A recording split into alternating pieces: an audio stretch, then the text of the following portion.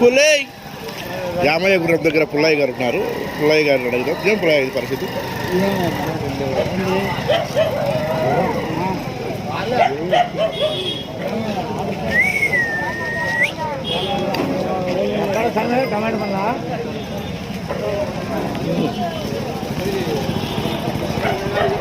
ఈ కుక్కకు రాసుకొచ్చిందిరా.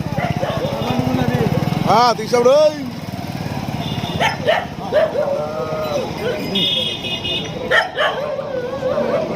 యామయ్య గుర్రాన్ని చూసి చాలా రోజులు అయిందనమాట. ఈ సందర్భంగా పెద్దచప్పలికి వచ్చేటువంటి యామయ్య గుర్రంతో మనం సరదాగా కొద్దిసేపు టైం స్పెండ్ చేయడం జరుగుతూ ఉంది. యామయ్య గుర్రం మొదలైందబ్బా.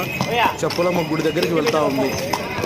గుడి దగ్గర కొద్దిగా అట్లా ఆశీర్వాదం తీసుకొని వాళ్ళు మళ్ళీ ఊరంతా తిరగడం జరుగుతూ ఉంటుంది అనమాట.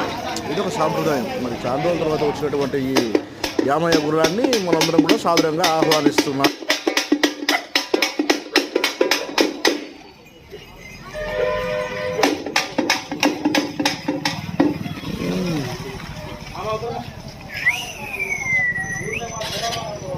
జనాలు చాలా మంది.